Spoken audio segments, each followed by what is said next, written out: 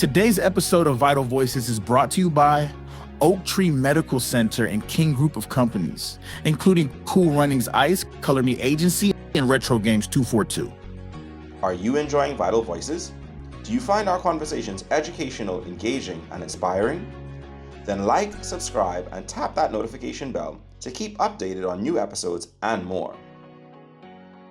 Welcome to Vital Voices, the podcast where we explore the people, the passion, and the purpose driving better health for all. I'm your host, Alexis Burrows. Today's episode takes us to the front lines of life-saving medicine with a powerful conversation on what happens when seconds count and why planning ahead can make all the difference. We're joined today by Dr. Jahzreel Thompson, Anesthesiologist and Critical Care Intensivist at Doctors Hospital. From high-stakes decisions in the ICU to the quiet strength found in a signed directive, we're unpacking how critical care teams work under pressure and how advanced care planning helps patients, families, and doctors honor life and dignity in the most challenging moments. So whether you're a caregiver, a healthcare professional, or simply someone who wants to be more prepared, this episode is for you. Welcome to the show, Dr. Thompson. Good morning. Thank you for having me.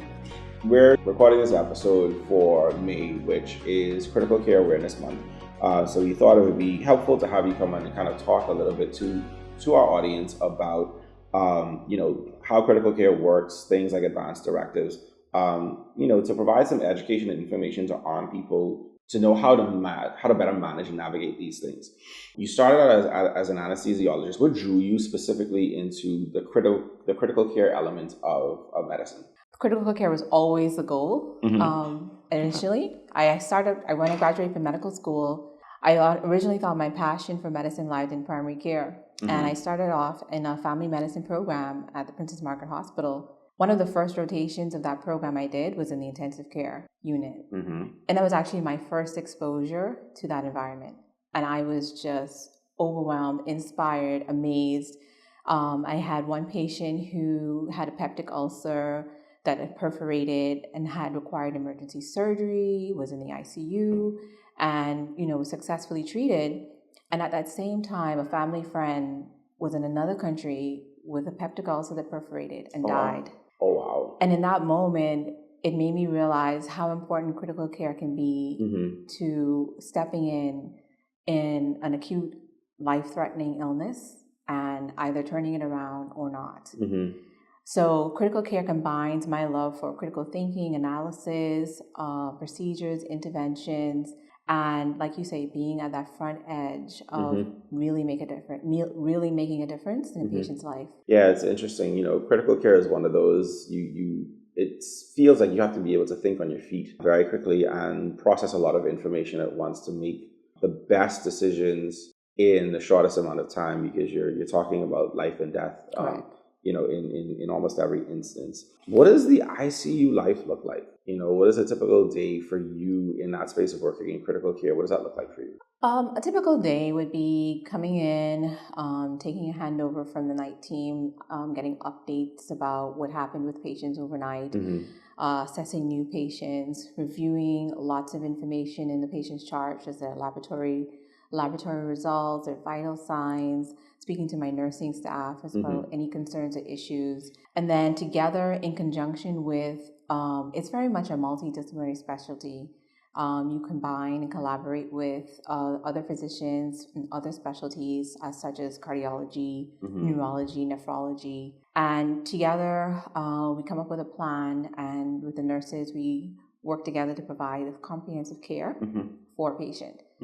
That's a typical day. Right. And then you have the chaos, which is patient's not okay, vital signs are irregular or not good, and you're having to intervene, like you say, very quickly. For listeners who may not be familiar, because I know even when I moved into working in marketing in the hospital, there were elements of, healthcare that I wasn't firmly aware of or familiar with to that extent, right? So I know even for me, critical care was something where understanding kind of what it was a bit of a learning curve, right? So for our listeners who may similarly not be familiar, what exactly is critical care, and how is it different from, say, emergency medicine or general hospital care? Okay. So critical care, basically everyone's familiar with the term ICU. Mm-hmm. ICU is the intensive care unit. It's the highest level of care a patient can receive in hospital. So let's start with the emergency room. The emergency room is usually the first line, a point of care for a patient who presents to the hospital either on their own means or through an ambulance. Mm-hmm. The emergency room is treating an emergency. I like to think about it in terms of 3 hours, 3 days, and 3 months. Okay. And you walk into the emergency room and there are things that we can do because you could either be in cardiac arrest, which means that your heart has stopped. So we need to perform CPR. You may need to be intubated emergently. You may be in a trauma or an accident. You may be bleeding out. And it's things that we do to stop an actively dying patient, basically. It's also the front line where we can start investigations after doing history and physical and try to decide exactly what's going on with this patient and what they need. Now, a lot of patients go to the ER and are discharged. They're found not to have anything that's life-threatening, that's not emergent, or it's in a level where you need some further medical care. Usually come back to the ICU if you have any end organ dysfunction. Okay. That could be you had a stroke, you have an altered mental status, you've had a heart attack, you're in a DKA, which is an emergency related to diabetes. If you need to have continuous intervention or continuous monitoring, certain medications that require very specialized management, you'll be admitted to the ICU. So in our ICU, your nursing ratio, who are champions of our ICU unit, you're going to be monitored very closely. That means that one nurse is taking care of one patient or two patients, which is different from the medical floor where nurses are able to manage more patients, up to 4 to 6 patients at a time, because those patients do not have the intense needs as a patient in ICU. So again, certain medications that we need to administer to stabilize you, in terms of if your blood pressure was too elevated and you needed a constant infusion, like I said, if you had a diabetic crisis and you needed an insulin infusion, you'd come to us. If there was any acute injury to your kidneys and you needed to be started on dialysis, that would be another reason to be admitted to the ICU. Okay. And then we have the monitoring that takes place in the ICU. So you're constantly going to be monitored with your heart rate, your blood pressure, your oxygen levels. That does not happen in different other areas of the hospital. Vital signs are monitored less frequently. Okay. Fair enough. I mean, from what I remember of it, it's like it's life-sustaining care, basically. If you're not getting this care right in this moment, you have a greater risk of not making it out right. Correct. So yeah, that's kind of what I got from it. So what types of patients typically end up in the ICU? I know you mentioned, you're talking about end organ dysfunction, things like that. Like if you get in a car accident, is that something where you land in the ICU, or does that depend? Because I know that may be like the emergency room, but how do you go from, okay, I'm just here in the emergency room, or I've been on the ward for a day or two? What are some of the changes that may happen that lead people into stepping up from one of those other areas into ICU? So I would talk about the ABCs of medicine, which is where we talk about resuscitation. If you have any challenge to your airway, any breathing difficulties, you're not able to do that comfortably on your own, if your oxygen levels are declining, if your blood pressure is either too low or too high, and if there's any changes in your heart rate or rhythm, those are like some of the common things that will land you into the ICU. You can end up in a car accident. You might have a minor injury. You could be monitored just to make sure there's no progression or new development injuries. But, some of our traumas can include shark bites or amputations or blunt trauma that causes internal bleeding. Those are different types of scenarios. Other cases that we commonly see in the ICU is interesting. I started off in primary care, and I'm treating primary care illnesses in the ICU. Oh. Hypertension. I always tell my patients in primary care, high blood pressure is something that you never feel until it's too late. So when your head starts hurting and you have a headache and you bleed into your brain, you're going to be in the ICU. If you have a stroke and you're unable to move, half of your body, you cannot swallow properly. Same thing with diabetes. If you're not managing your diabetes too well and you end up in a crisis, you'll end up in the ICU. Other two things that are very common for coming to the ICU is an infection, sepsis, overwhelming infection that then affects your ability to maintain your blood pressure. You end in a state of shock.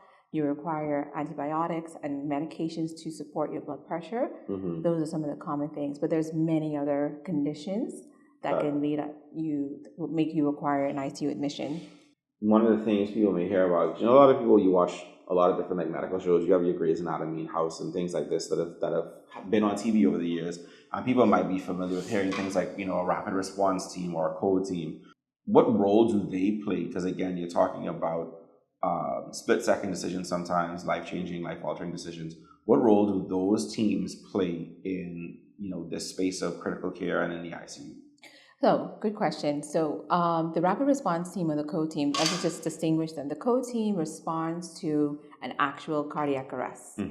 So, obviously, if a nurse walks into the room and the patient is unresponsive, she checks for a pulse, there's no pulse, there's no signs of breathing, she's going to call a code, and that's going to alert all of the necessary personnel to come and respond with airway equipment, with medications, a defibrillator to try and resuscitate that patient. The rapid response team is almost like a pre-code team. The American Heart Association, when they developed the cardiac arrest guidelines, we developed something called the early warning signs. So after studying cardiac arrests and things that led up to the cardiac arrest, there was a pattern, and it was noted that there are certain red flags that can take place before the actual cardiac arrest happens. So the nurses are empowered to call a rapid response if they feel, this patient is not actively coding, like they've not lost their pulse or they're stop breathing as yet, but I've noticed that their heart rate has gone down, their blood pressure has gone down. I want them to be seen and assessed to see if we can intervene to prevent a cardiac arrest from occurring. Now, if that's not successful, the moment a patient does go into cardiac arrest, they will likely be transferred to the ICU because it's probably likely they're going to need to be intubated, they're going to need to get some support on the ventilator, they're going to need to be started on medications, like I said, to support their blood pressure. Yeah, it's interesting. We've had a lot of different conversations over time about this concept of multidisciplinary teams and care that's involved in healthcare, and no matter which angle you're looking at it from, there's always this need and for different types of expertise, different types of focal points. So it just is interesting. Even in the ICU, you have kind of this split between your ICU team, the rapid response team, the code team, and how all of those work together to ensure best possible outcomes. Kind of looking at it from a different vantage point, I imagine healthcare in general, like I always tell my wife, because my wife is a physician, I always tell my wife, I don't think I could have been in like a physician in the healthcare space because I feel like the demands of it from the emotional standpoint, like I feel like I can't see that. I don't think I could see that every day and be like a normal human being, right? And I feel like physicians, in some ways, you're either built for that or you grow into learning how to navigate that space. But in your experience, what are like the emotional and mental demands placed on ICU doctors and nurses? Because I imagine it's a very stressful job. It is. Nothing can prepare you for the day that you're going to lose your loved one. And we know dying is a part of life. No one books an appointment in the ICU. Usually when patients are coming to the ICU, it's the worst day of their life. And it's the worst day in their family member's life. Right. Given the complexity of that and those situations, we know that it can be very stressful for all of the caregivers involved in the ICU. I must say, though, I'm very proud of the people I work with, the people I've trained with, the people I meet in the ICU. I believe there's a commitment to compassion. It requires a lot of empathy, and it's very important that we are treating patients who are dying in a dignified and respectful manner, that we're mindful of the pain that their loved one is going through, that they're going through. And so it does require people who definitely are human people who actually have a passion for providing care and compassion. Yeah. That's what I would say.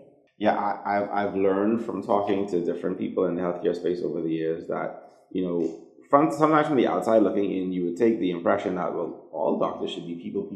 But then you realize there's certain specialties and areas where you kind of don't necessarily have to be a people person and you could get away with it. But it definitely seems like you're talking about it, when you're looking at this is quite possibly the worst day of this person's life, their family members, that's a lot to navigate. And then you as the physician are balancing the interaction with the family and trying to keep them informed, but also keeping track of the patient and making sure that they're getting the best care possible. So, like I said, I don't envy that, because I imagine it's quite a tall task to take on. Yeah. I always am mindful that I'm managing two types of patients in the ICU, Mm-hmm. the actual patient who's admitted Mm-hmm. and the family member. I'm managing their shock, I'm managing their anger, their fear, Mm-hmm. their frustration. Mm-hmm. And, it is my job to help to provide as much information and Right. understanding of the process, and to be there to support them, so that they can support their loved one Mm-hmm. as best as they can.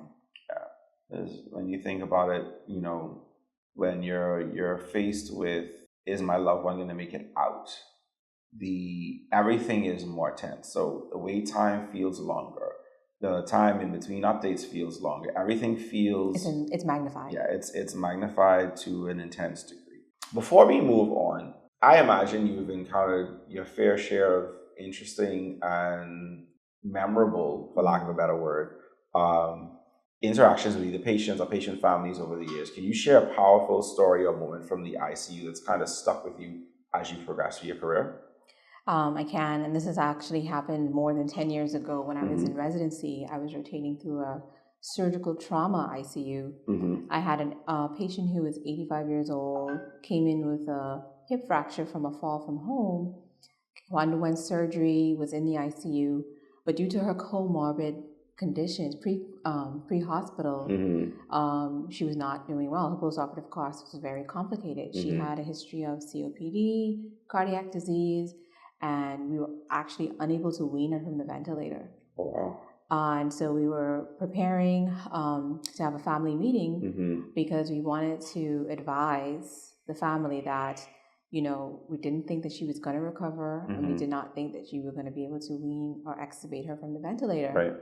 And usually we try to, always give patients the benefit of the doubt, give them everything, give them the full fighting chance. But then we see every patient is different and Mm-hmm. everyone progresses differently. And I remember this conversation was about the code status, whether we should make this patient DNR, Mm-hmm. which means that do not resuscitate in the event of a cardiac arrest, Right. as opposed to keeping her as a full code, which we thought would be the best thing, because a code would not be successful, Mm-hmm. it would be traumatic, Mm-hmm. and it might not be the most peaceful way for her to expire. At the meeting was her grandson with his wife, who was her next of kin. Mm-hmm. And after explaining everything to him, his words to us were, "I love her enough to let her go." Mm-hmm. And I was just struck by how selfless Mm-hmm. he was. He was in Mhm. tears. He was visibly upset. But at the end of the day, he said, "I actually want her to be comfortable and at peace." Mm-hmm. And I admire him for being so brave. Most Mhm. people would generally feel the opposite way. Mm-hmm. But it did strike me that, with proper, good information, understanding, I wish many patients, many more family members would be able to be comfortable in Mhm. saying that. So it's difficult, because I think for a lot of people it's hard to kind of know what the right decision is there. Right. Right. And so we'll And talk about how they'll talk about decisions. Let's talk yeah, about decisions. so that's where we'll move to next, right? So can you explain the concept of the advanced directive, what it is, why it matters, and then especially in critical care settings, why does it matter? Absolutely. So an advanced directive, the term refers to a document Mm-hmm.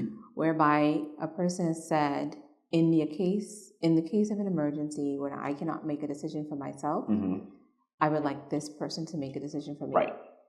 That is usually accompanied by, that's known as a healthcare proxy, Mm-hmm. or a durable power of attorney, Mm-hmm. and that's usually accompanied by a living will, right? Mm-hmm. That would then stipulate or we have more details to say, I do not want to be intubated. I do not want to have cardiac arrest. I do not want to undergo dialysis if it's a new condition, or I do not want to have this surgery or that surgery. So I must say that in the Bahamas, that is not a common thing that we see, because there is no technically legal framework for that to exist. Oh, really? Right. So plot twist. Now, I also wanted to make sure you understand the context, right? I trained in England for my medical school. I worked in North America in different states. You have to understand that in those societies, it's very common for normal stuff, for people to transition from their own home to a nursing facility. As they get older, as their chronic illnesses get worse, they're less independent, there are a lot of assisted facilities where elderly people live. Now, if you're in a facility and you're the manager, right, you have 100 people under you and a medical emergency happens, you need to make a decision as to what are you going to do. And advanced directives are very necessary when you have a situation where, you know, it's when I was in my fellowship, from the moment a person came to hospital from a nursing facility, we would ask, where is the advanced directive, and what does it say? Because it's not built into the system. It's built into the system, and immediately lets you know this person is DNR. We are going to assess. We're going to see if there's anything reversible that we can treat, such as a urinary tract infection, a pneumonia. But it clearly states from this document that we are not doing CPR, we're not intubating. And it makes it it's very necessary to prevent less management of resources, for lack of, with a better word. Yeah. Now, in the Bahamas, we're going to talk about where we are. Our history in terms of medical management comes from Power of Attorney Act in 1992. Now, Power of Attorney Act is something that has a legal background to say that even while you're alive and you want someone to make decisions for you in terms of your business, your banking, finances, you will do that. That usually ended after a person had a change in their mental status or was mentally incapacitated. And it's evolved to become the enduring power of attorney. So that's a document that can be made so that you can designate, again, who is the person who is going to make decisions upon my behalf if I'm unable to do so. Right. Enduring power of attorney documents can be tailored. They can be tailored to include decisions on medical care. Now, and that's something that people can consider to talk about.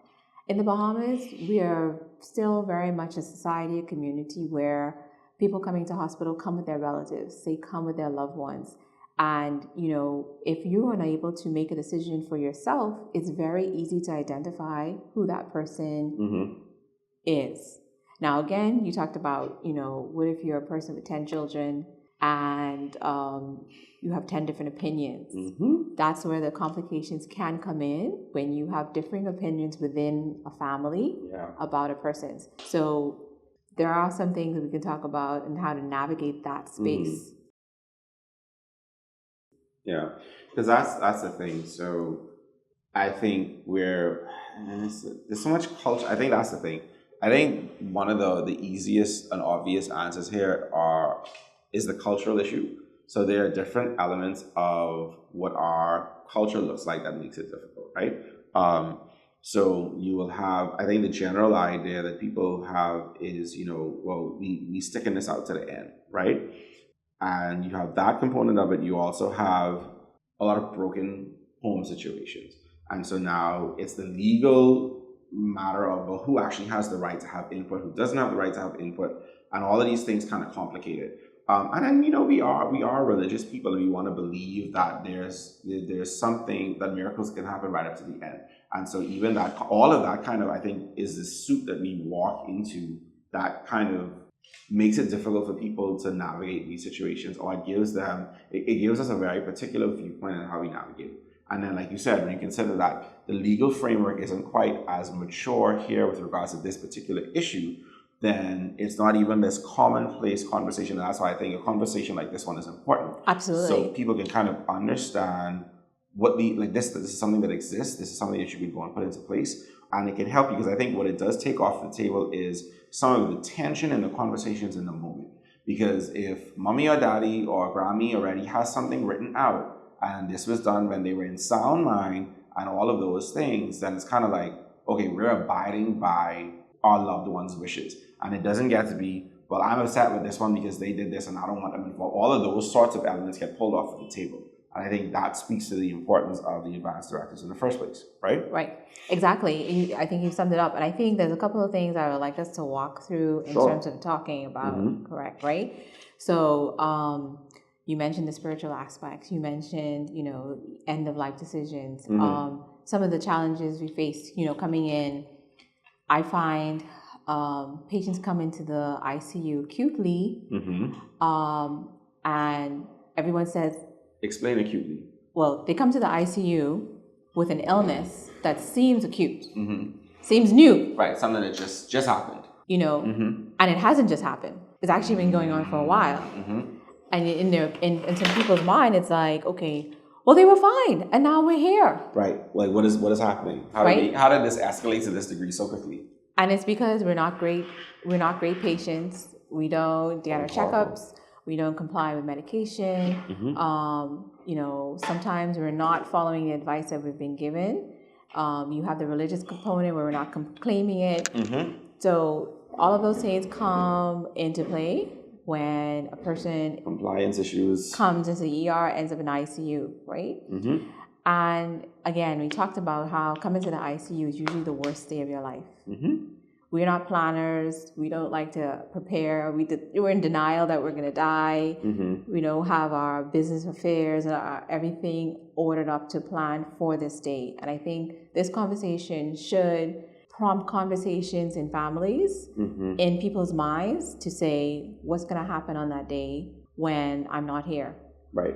What's going to happen on that day right before I'm not here? What do I want to make sure that I have in place, like you say, so that what I want happens, so that there's less conflict. If there's conflict in your home, you do need to start to delegate and say, this is the person I would like to make decisions for me. This is the person I believe would be able to handle the weight of making a decision. I'm not going to force people to have to make that decision and have that conversation and go back and forth. I want to try to avoid that as far as possible. And I want to be real. I want to be realistic about what my situation is and what I can expect if I come to the ICU. There are a lot of patients who come to the ICU with acute illness who make a good recovery. They go back home, back to their baseline functional level. And everything's fine. There are other patients who've been chronically ill, who this ICU admission is like the final nail. You're not able to recover to your baseline. You now become more dependent than you were before, which causes a whole change and shift in your dynamic at home and your whole status. You talked about what happens if you don't have an advance directive. So when you walk into the ICU or the hospital, you sign consent forms to be treated.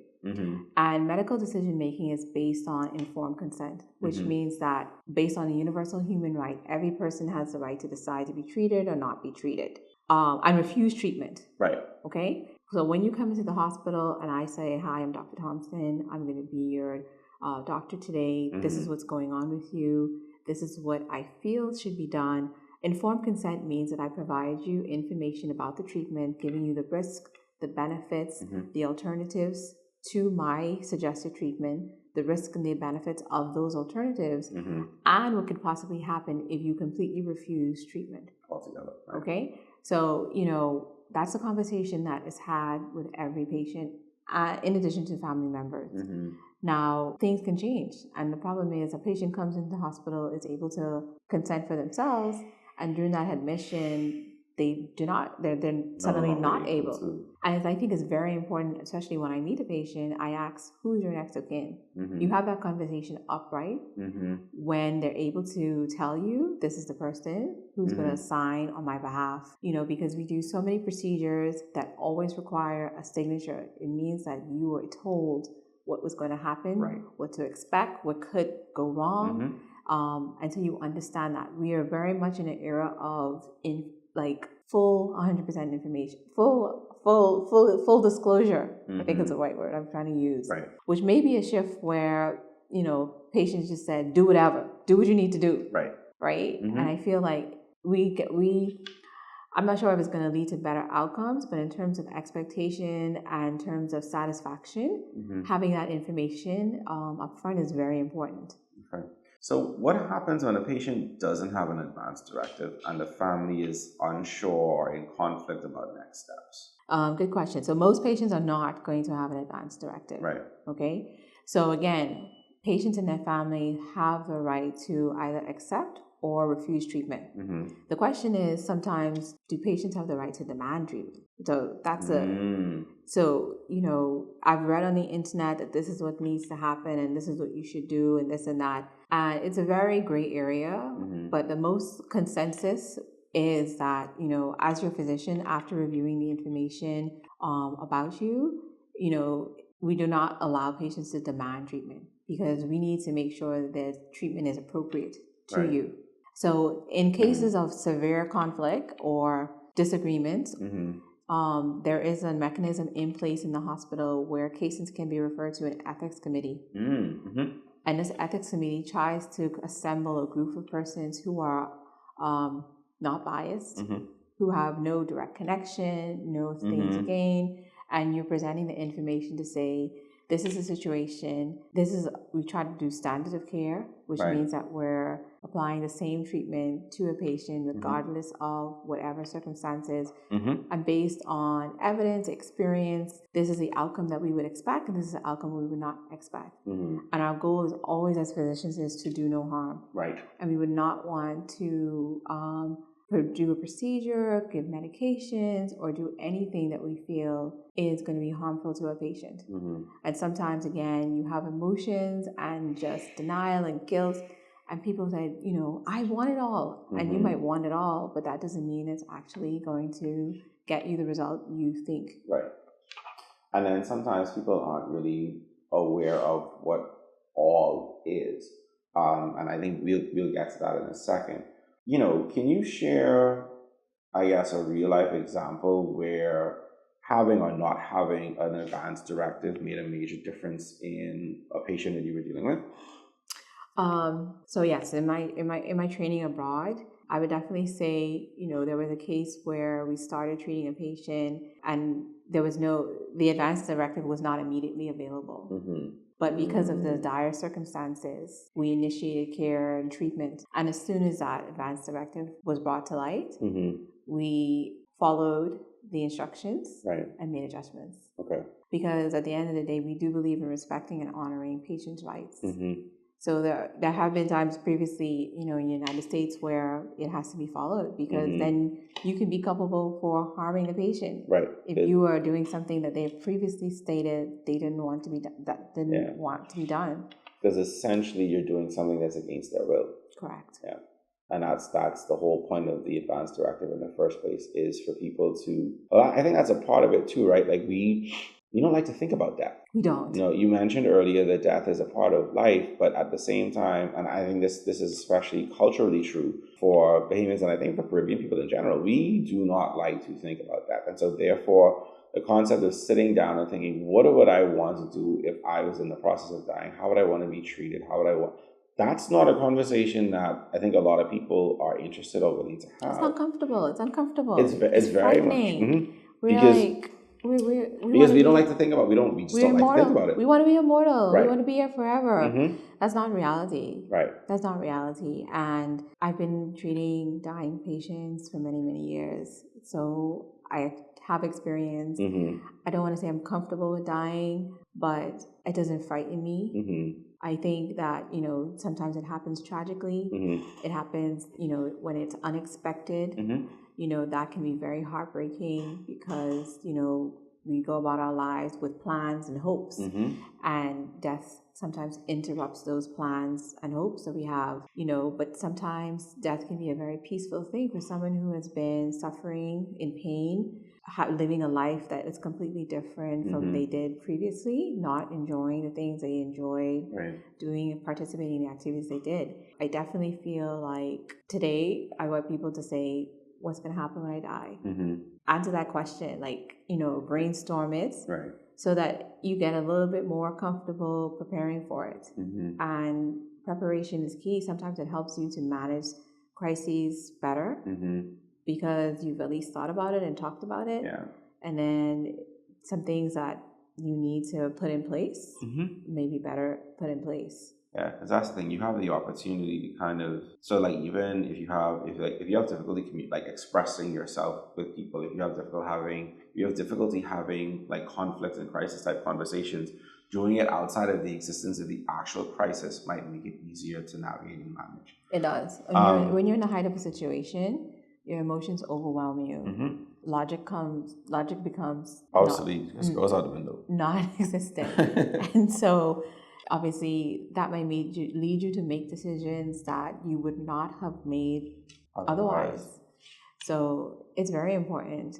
We talk about what would you say to a patient who might want to prepare for a crisis? I guess when a patient comes into hospital, or when a patient, maybe if they get a terminal diagnosis, what forms, tools exist to help people understand, either as a patient, what kind of information they can provide, or for the loved ones to understand, that these things exist? Like, is there material that exists to kind of help people navigate this process of understanding what the advanced directives are, being able to prepare and create, and write down what their advanced directives are, and then, maybe share it with particular family members so that there's at least someone who's understanding and aware before they get into a hospital critical situation.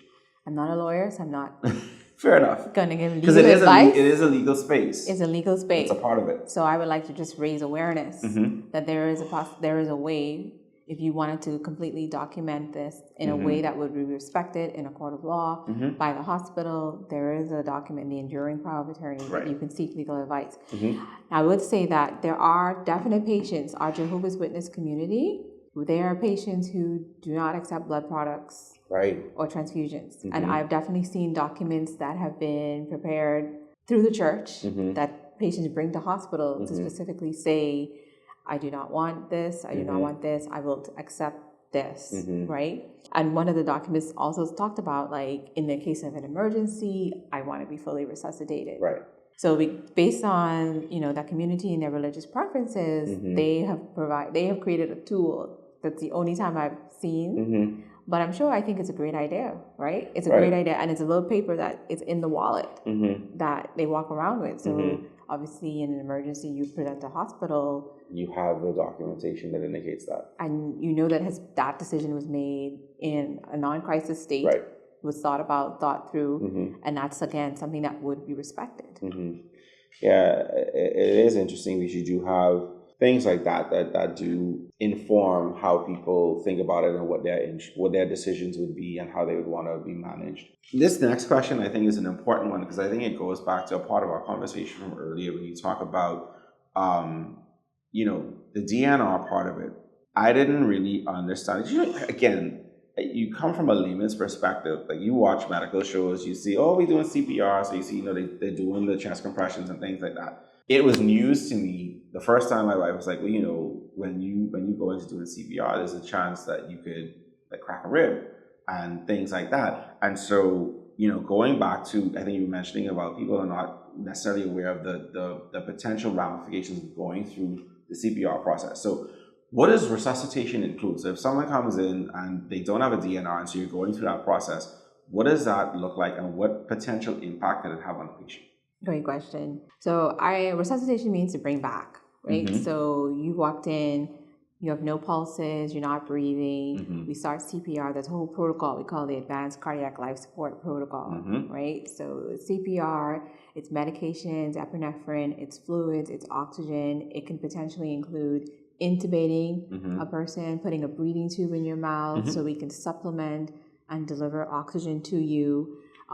Sometimes resuscitation is not in an emergency state. You haven't lost your pulse. Sometimes it's IV fluids. You're dehydrated. Sometimes it's just supplemental oxygen because you're short of breath. So resuscitation can vary. The most advanced form of resuscitation now is commonly called eCPR, which includes ECMO, which is an extracorporeal membrane oxygenation. And basically that involves placing cannulas into your vessels, and you go onto a machine right away.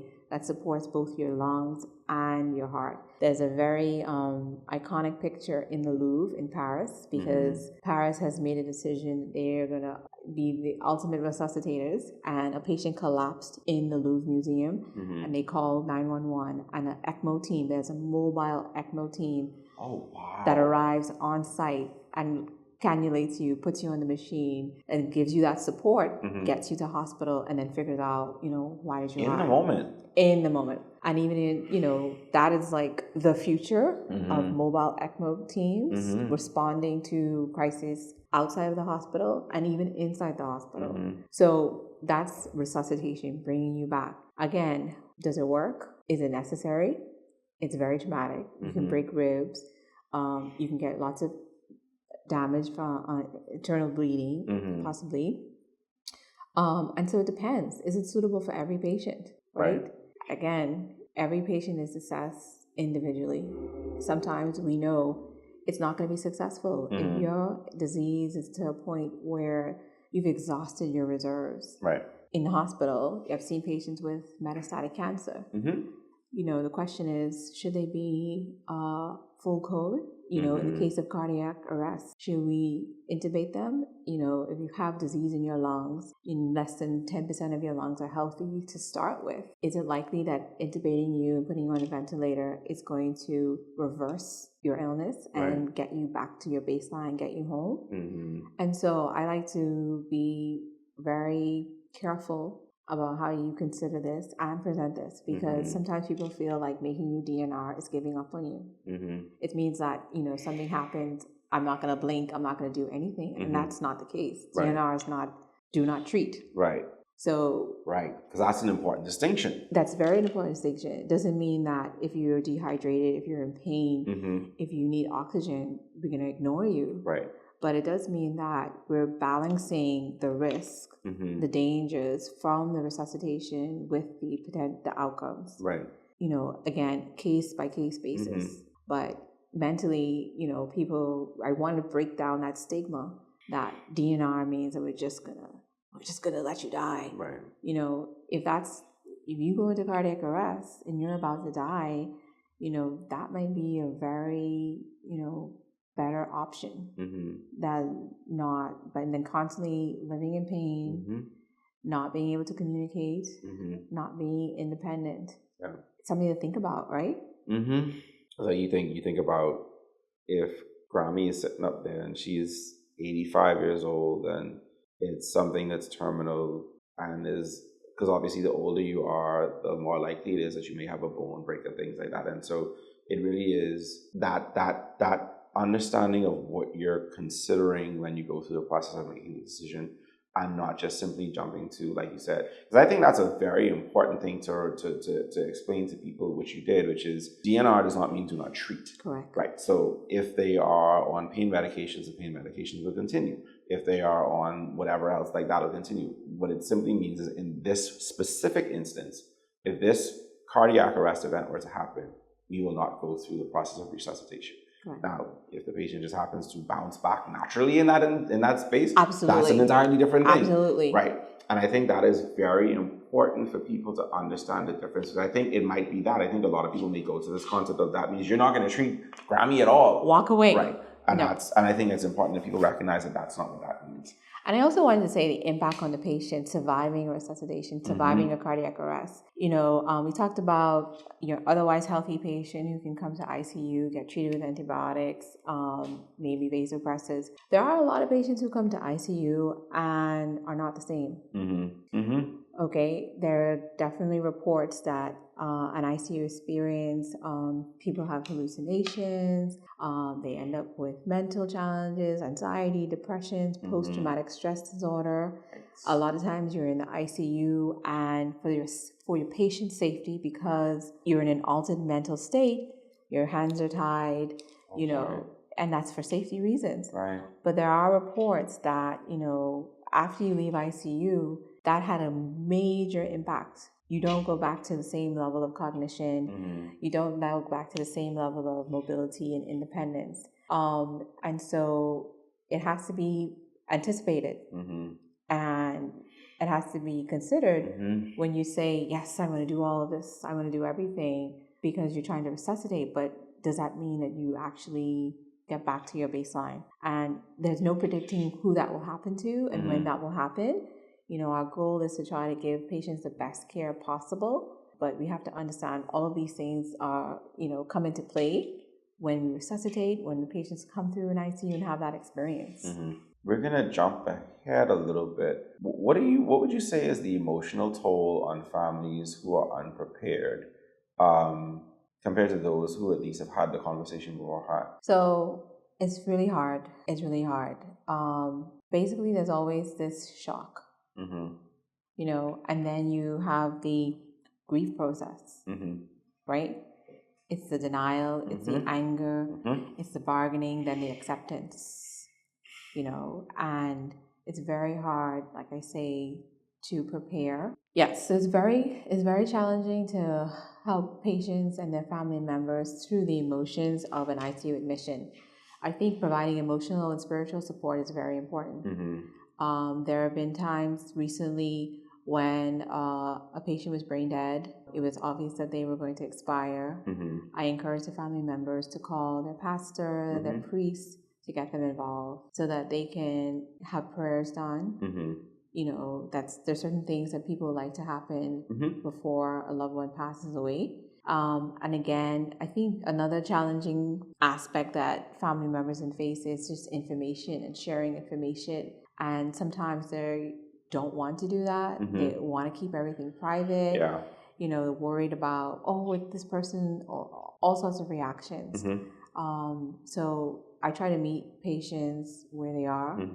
Sometimes when I'm giving information, I can't give everything all at once. I have to do it in stages. I try to say, the bottom line I would always like to say is, this patient is very sick and they may not make it. It's like your mind needs time to prepare and adapt and adjust to what is eventually about to happen. I think we've talked about one or two of the misconceptions that exist in this space when it comes to advanced directives, and I'll bundle this with another question as well. So, are advanced directives only for elderly patients? Are they only for terminally ill patients? Because I know that's one of the misconceptions that comes up. Like how early is too early? Interesting question. I mean, I would say I don't think there's only for elderly patients. I feel like there are young patients with chronic illnesses. And I feel like the moment you have entered a space where you're on medications, you're seeing a doctor regularly, you've been warned that there could be, further progression of this illness, I think that is the time when you would start to want to consider exactly how much or how far or what you would like to have done so that everyone around you who loves you, who supports you, knows what to do. Yeah, I think that's the thing. It's being able to have the information. I think that's the most critical part, is having as much information to manage the process as early on. I mean, would you recommend somebody who's just happy and healthy and bouncing around, some 40-year-old, 50-year-old who doesn't have any sort of health indications whatsoever? Because would that be the time when there's actually no crisis to even consider? Is that a better time to do an advanced directive? I'm not sure I would put a time on it. Again, Fair enough. I think I don't know if you're asking me, what does everybody want? What do you want? I can't imagine an otherwise healthy person, full of life, full of happiness, processing that. I can't imagine you, but I can't imagine you saying, in the event of an emergency, do not resuscitate me. Right. It's too far out of any form of thinking in that moment, I guess. But I don't think it's necessary. I Right. feel like, every person deserves, I believe, most patients deserve a fighting chance. Right. In the event where you say that this is going to cause maybe too much financial distress on my family, you might be confident enough to say, no, I do not want to be admitted to hospital, to the ICU, and have all of these things done. And you can go that far to say that you don't want to go to the ICU. If you're talking about advanced directives, right, technically, it can go that far. It can go that far. That's true. But I don't think there's any reason and that's why we want to talk about the role of primary care doctors or specialists. I feel like every patient should have a conversation with their doctor. Like, what do you think? Do you think there would be an appropriate level of care? What do you think would happen? What do you think I should expect? Or do you think that now is a point where I make that declaration? Right. So that my family knows, like, I'm okay, we've tried, we've been battling this back and forth. I've had enough.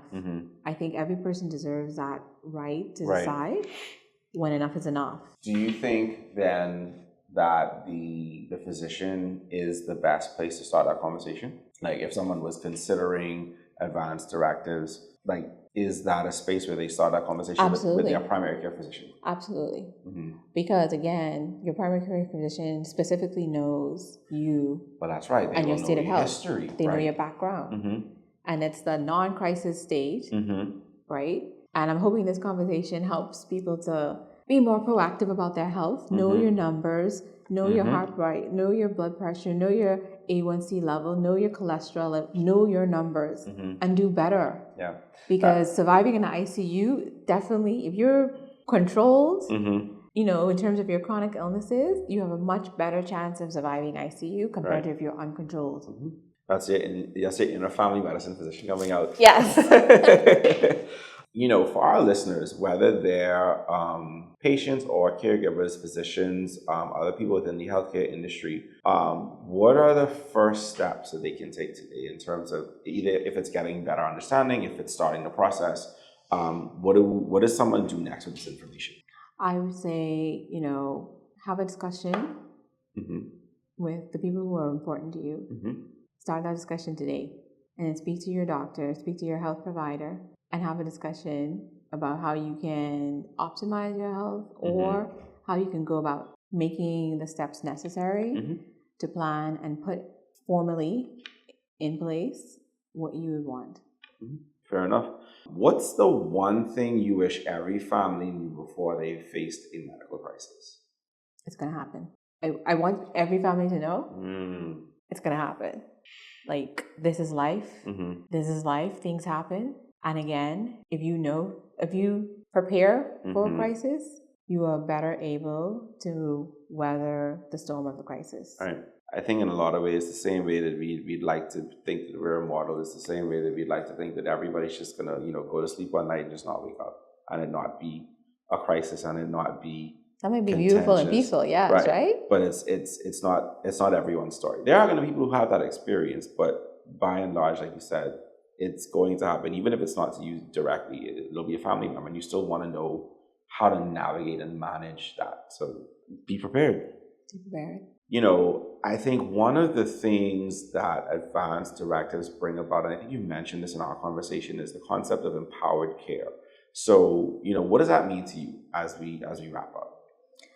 I feel empowered care is a reflection of shared decision making. To me, that's a collaborative process that allows patients or their surrogates and clinicians to make health care decisions together. Now, we have to take into account, the health literacy, what your exposure is, what your experience is, what your level of knowledge is. And it's really a combination of what I know, what my experience is, what my assessment is based on this particular patient, and what you expect or know or understand. And I feel like making sure at every opportunity patients understand why we're doing things, what is the next best steps, what to expect. I think that's empowered care. Okay. This has been an awesome and amazing conversation. Can you let people know how they can get in contact with you if they want to learn more, or, do you see patients like that? Wait, do people book visits with you? No way. In the ICU? No, because you're not for the ICU, but I have an anesthesiologist, right. Okay. And I also have a pain management clinic. So let me rewind and then ask the question. Okay. In your role, obviously, you're an anesthesiologist, you are a critical care intensivist, you also operate in the pain management space. So, we didn't quite touch on all of that, but obviously you are a well-versed physician with a number of different ways that you practice medicine. If someone wanted to get in contact with you to learn more about that, if they needed to book you for an anesthesia visit, if they have need of pain management services, how do they get in contact with you? I work at Doctors Hospital. I'm in the specialty clinic. You can call for an appointment at 302-4600. I can also be reached at email, thoja@doctorshospital.com. life-affirming.com. Awesome. Thank you so much for your time, taking time out of your busy schedule. This is an amazing conversation. I'm sure it's going to be helpful for people, because this is an area where I think there's a lack of understanding and education culturally for us. So I'm hoping that a lot of people get a chance to listen and understand a bit better how to navigate through this process. Thank you for having me. I appreciate it. Awesome. What an insightful conversation. A special thank you to Dr. Jahzreel Thompson for pulling back the curtain on life-saving world of critical care, and for reminding us that planning ahead isn't just wise, it's empowering. If today's episode moves you, share it with someone you love, start the conversation, have the talk, and most of all, take that first step towards creating an advanced directive. It might just be the most important gift you could give your family. For more meaningful conversations on health and healing, subscribe to Vital Voices wherever you listen to podcasts. Until next time, stay informed, stay empowered, and be well. Are you enjoying Vital Voices? Do you find our conversations educational, engaging, and inspiring? Then like, subscribe, and tap that notification bell to keep updated on new episodes and more. We'd like to thank today's sponsors, Oak Tree Medical Center and King Group of Companies, including Cool Runnings Ice, Color Me Agency, and Retro Games 242.